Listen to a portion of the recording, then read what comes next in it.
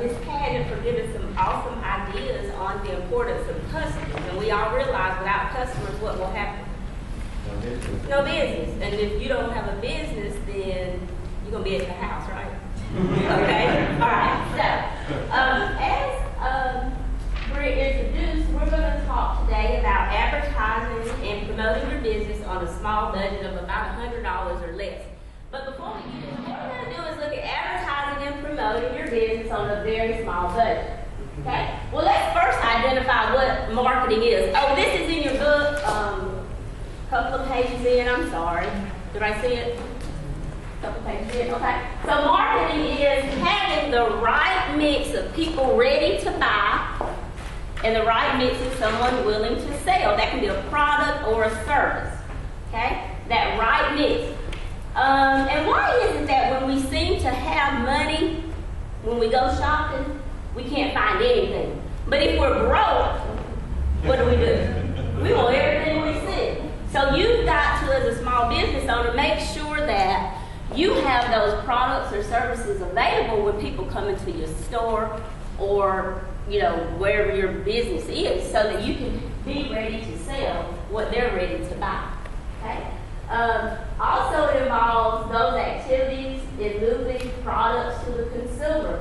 As Todd mentioned earlier, he's on call 24/7. He may have to go to the airport to pick up a shipment of flowers, and it's Sunday. You know, if you have to go and pick up something, are you willing to do that? You know, it's not just an 8-hour-a-day job. It is 24/7. It's a commitment. Okay? All those events leading up to that customer actually purchasing your product.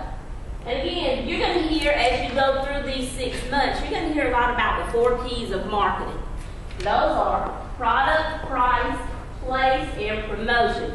And if just one of those is missing, you won't be giving that optimal product or service to your customers. If just one is missing, let's say you have an awesome price, you think it's a great product, you promoted it well, how successful are you going to be with this product in Cedartown, yachts? Zero. So it's a great product, possibly. You are selling them at the right price. You promoted it well, but if one of those P's is missing, you're not going to be able to be successful. Okay, so let's look at the next. Okay. And again, your budget is less than $100. Maybe $100. All right, so some advantages for you because of this are you won't be able to hide behind expensive mailings. You know those glossy things? Let me tell you, yesterday in the mail, some car company, maybe it was in Cartersville or Rome or somewhere, in this particular mail out, there was like an electronic device attached to it, and if you pulled the little thing, it gave you a number, and if you took that number to the dealership, you would win anything from a free gas card all the way up to a new Mustang. Wow. And there were several things in between. And it was in full color, front and back. Can you imagine the price of that? Well, I didn't get one, I'm jealous. Oh, you can have mine. I promise you I'll tell you. You won't win. But can y'all imagine the price of those things? Think about that. Color, glossy, that little electronic gadget, that's pretty expensive. And I'm assuming, you know, they don't put your name on it. What do they put? Resident. So it's direct mail, which means that they probably send out 1,000 or 10,000. That's probably more than your budget will allow at this point. All right? So you can't hide behind that expensive stuff. Maybe radio is too expensive. Maybe print is too expensive. Even, you know, we have a local channel. I think Rome does some local advertising. That may be too expensive for you starting up. So again, this is going to be another way that we're going to turn this to your advantage. Okay?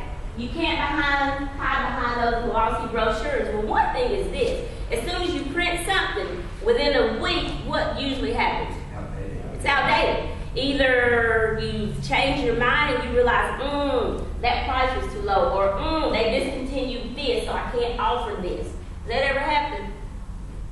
Yeah, all the time. So as soon as you print, I know with our college, we print some things, or we make updates. And as soon as we print something, because we print in the thousands usually, we can't immediately go back and make a second print the next week. So we can't always afford that.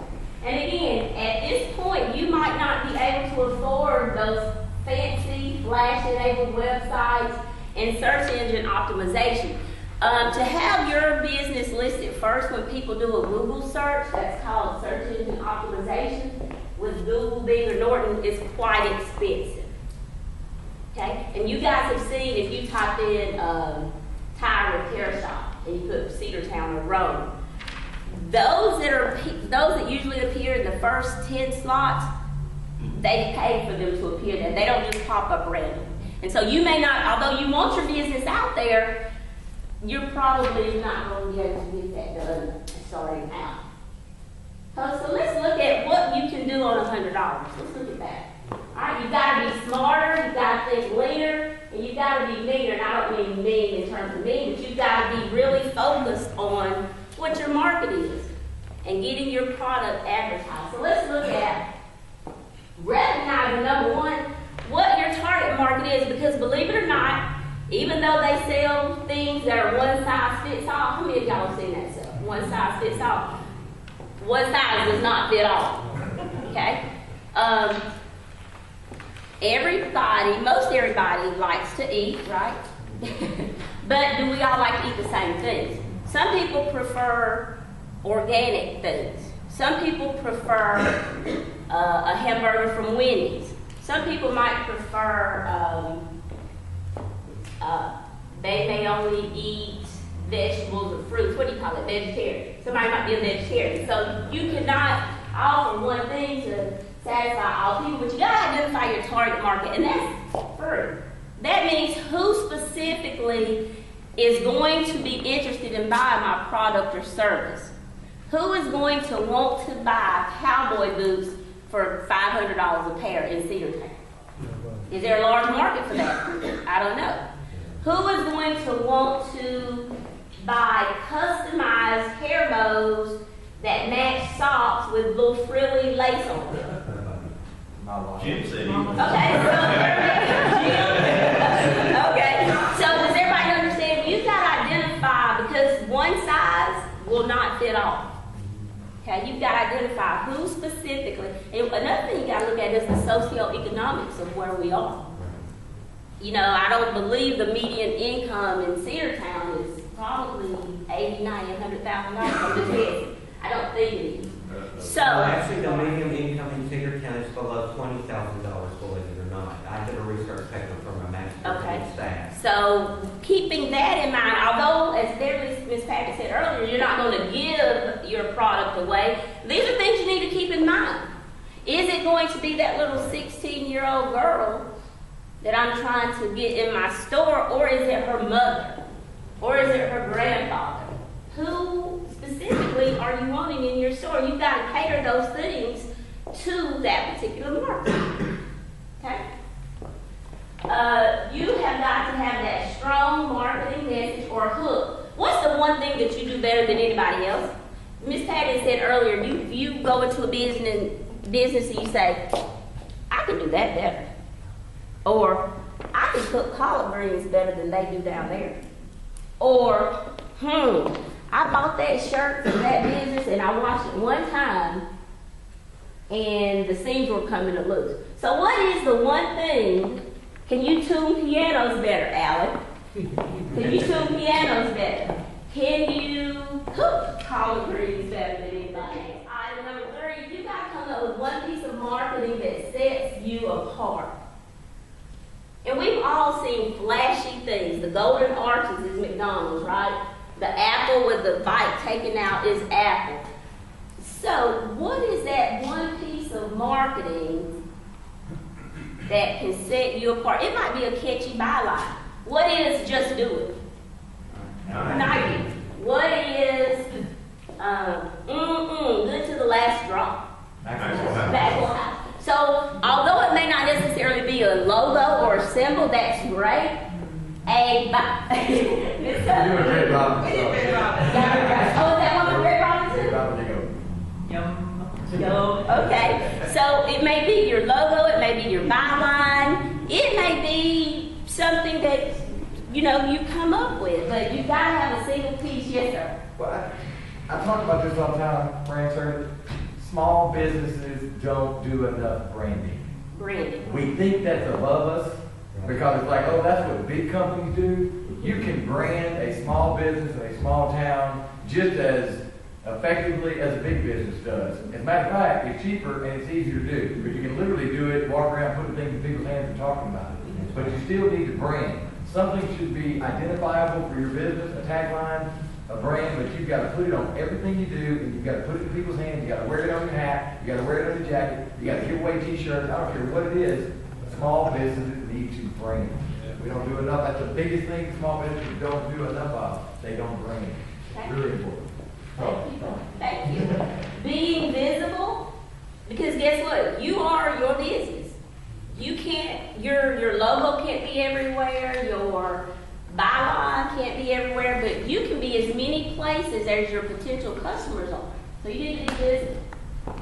And you want to build relationships and credibility.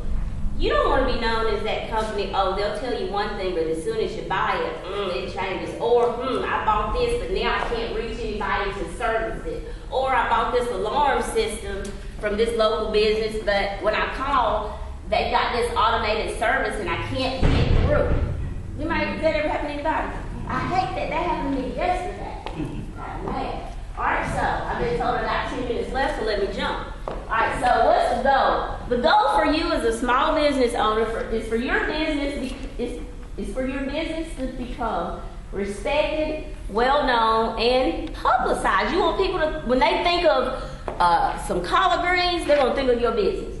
When they think of where can I go and get my dog groomed, they're going to think of your business. When I think of where I can go and get a nice manicure or pedicure or a flower arrangement, you want them to think of your business. You are so out there. You are so out there. That's what they think of. And you have to repeatedly offer a high quality product or service, not often, not sometimes, but consistently. Okay? Can I just make one little inference? Absolutely. When you say consistently and all what you just said, that means also being available to do it consistently. Keep your hours the same, okay? And if you don't know what to, when you open your business, what hours to offer, start small. You don't have to necessarily start every day being open and build up. It's okay to do that because if you go the other way, what's the immediate inference? We've seen it happen so many times. If you were open all these 12 hours a day, 6 days a week, and then all of a sudden you go to 4 or 5 hours a day, 3 days a week, everybody thinks you're going out of business. Yes. Right. Yep. Okay?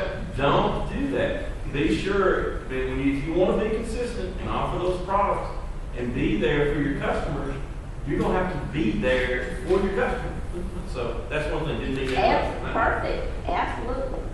Because we all know that some places are 24 hours, aren't they? And when we go there, or if we pull up and they're not open, we're not happy. I know I want Walmart to be open if I need something at 10 o'clock at night or 8 o'clock in the morning. I need them to be open because that's what they say. All right, let's very quickly talk about the 10 ways that you can market cheaply or inexpensive. All right, social media. Facebook is free. Twitter is free. LinkedIn is free. And guys, this generation, that's what they do. I don't even know that. Do they still put out the yellow book? Yeah, but Online. There you go. So you gotta be out there so we can find you. Be a guest speaker. If you are an expert, you have the technical knowledge of your business, go and offer, be a speaker at an organization or at a chamber meeting or at a, at any opportunity you can. Go and be a speaker. Promote not only what you do, but I just happen to have that business. Okay? Print or order business cards or stationery. And I know that might sound old school, but at VistaPrints.com, you can get 250 business cards for $10. I've done it. You can do it. You can create your own. Yes. So, yes. And put those cards into everyone's hands. Carry them with you. Give them out at church. Give them out at Walmart. You know, if you're in the grocery store, give them out. Okay? Keep your business in the news. That's what your goal is. The last 5, and then I'm going to sit down. Donate your products or services to a worthy cause. The American Red Cross, the American Cancer Society, Mothers Against Drug Driving, any of these organizations, and I know some of them are local, donate something to that worthy cause. Because guys, if you give back, I believe that it'll be given back to you. If you give back, it'll be given back to you. Attend civic and professional meetings. You're going to have to get involved. You're going to have to create a network. It could be a local club. Join the chamber, the Kiwanis, whatever. Get involved so that people will associate you with a business, your business. Okay? Next, we already talked about speaking. Use your customers' testimonials. Wow, you know, I went in there and I bought a shirt for my husband. He loved it. I'm telling everybody, and you can use me in your advertising if you put it in the newspaper or on the radio. Okay? Use customer testimonials. And finally, participate in business expos. The city of Cedartown does an expo. You want to make sure that these events, not only do you attend, but you decorate your booth. You bring materials to hand out. You give away some samples. You give away a card that says if you come in, I'll give you 20% off your first purchase. Do it. And again, you're not giving away your business. You're creating or restoring that business, that goodwill, so that people will be in control. Okay? And again, we talked about giving back to churches, Boys and Girls Club, a women's or men's shelter, non-profits. Okay? And the final thing is you want to be where your customers are. You want to be where your customers are. Okay? And remember, money is no object. Remember, hustle now is like a bad word. Really, think about that. My dad coached Little League basketball, baseball, football, everything. And I remember them saying, hustle, hustle, you gotta give me some hustle. And now it's like, what is that? We've got to hustle, especially if you have your own business and your livelihood depends on you doing what you need to do to grow your business and be successful. You gotta hustle. You also gonna have to be creative. Alright, and this is gonna lead to your advertising and promoting success in your business. Thank you.